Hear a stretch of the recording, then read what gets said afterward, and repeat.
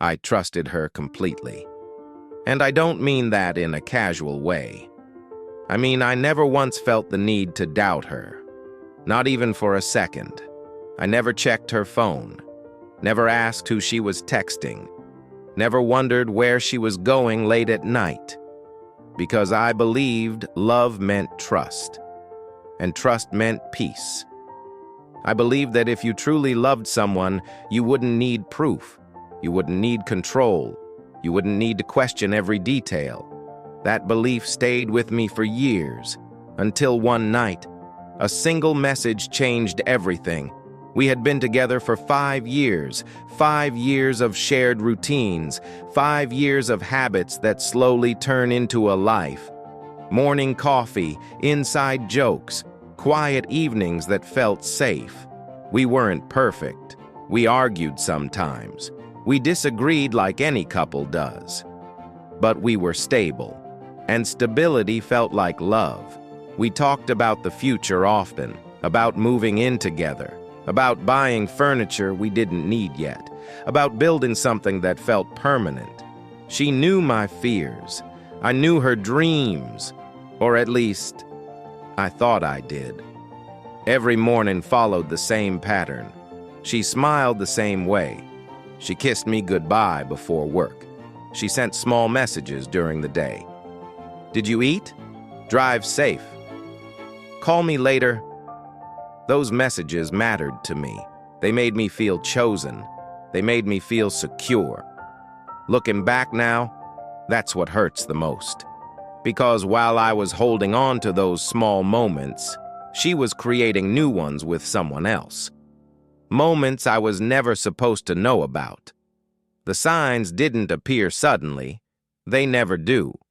They come quietly, slowly, almost politely. She started taking her phone everywhere, even to the bathroom, even for a few seconds. She turned the screen away when I walked by. She locked it more often. She smiled at messages she didn't explain. I noticed. Of course I noticed. But I told myself I was overthinking, that I was being insecure, that trust means ignoring doubt. Because when you love someone, you don't want the truth. You want comfort. You want things to stay the same. You want the version of reality that feels safe. So I stayed silent. That night felt normal. Nothing unusual, nothing dramatic. She said she was tired and went to bed early. I stayed awake a little longer. Her phone was on the table, face up. Then it lit up. Just for a moment. I didn't plan to look. I swear I didn't. But my eyes went there before my mind could stop them. I saw the name, and then I saw the message. I miss you already. Last night meant everything to me. My hands started shaking. My chest felt tight, like the air had disappeared. In that moment, I already knew. But knowing and accepting are two very different things. After I read the message, time felt strange. Everything slowed down, but my thoughts were racing. I stood there, holding her phone, trying to understand how two realities could exist at the same time. The life I believed in, and the life that was happening behind my back. I replayed the last few months in my head, every conversation, every laugh, every moment that suddenly felt fake. I asked myself questions I never wanted to ask. Was it my fault? Did I miss something? Was I not enough? Those questions are dangerous. They don't bring answers. They only bring pain. I realized something then.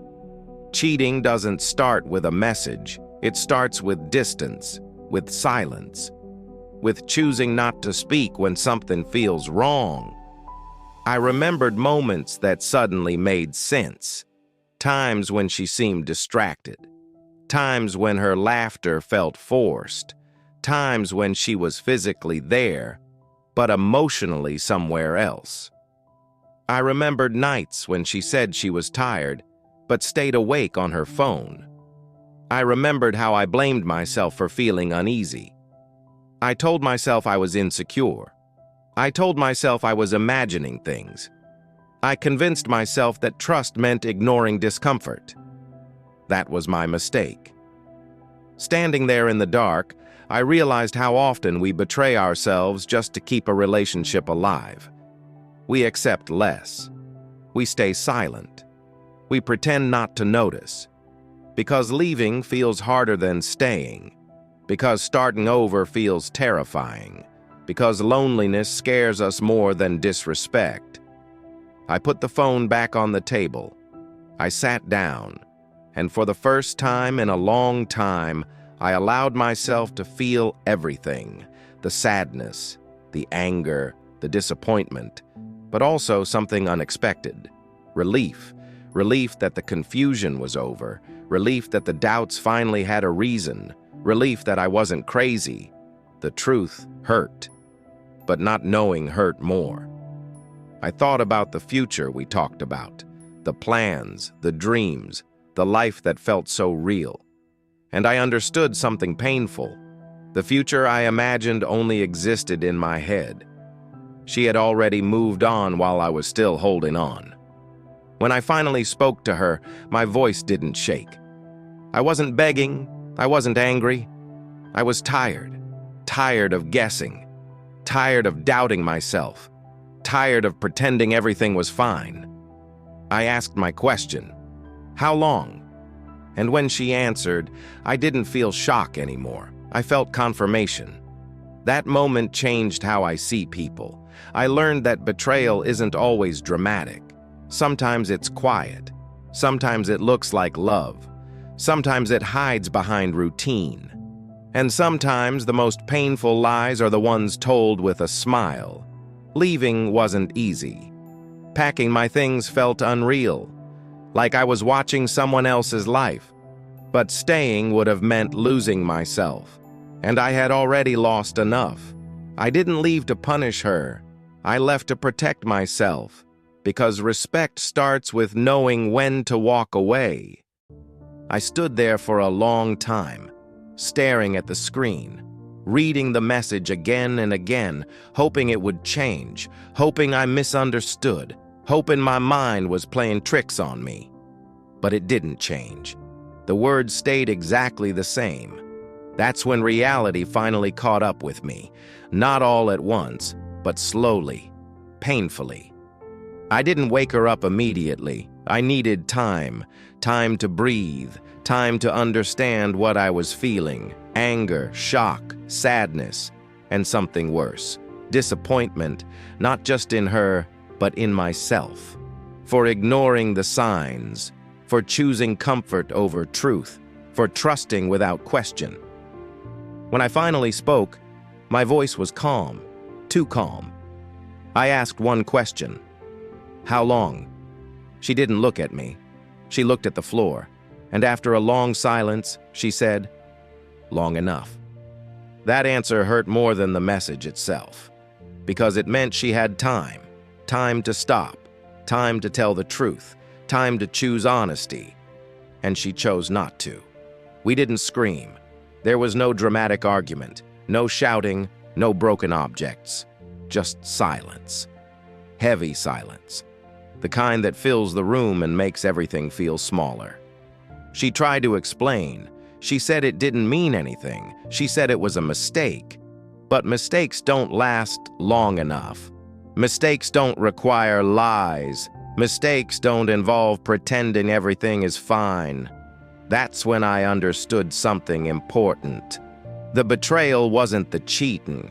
It was the lying, the smiling while hiding the truth, the pretending nothing was wrong, the coming home and acting like everything was normal. That's what broke me. I packed my things that night, slowly, quietly. She watched me without saying much. Maybe she didn't know what to say, or maybe she already said everything she needed to say. I didn't hate her. I didn't even feel anger anymore. I felt clarity. I left because I finally respected myself, because staying would mean accepting a version of love that required silence and self-betrayal. And I couldn't do that anymore. If someone shows you who they are, believe them the first time.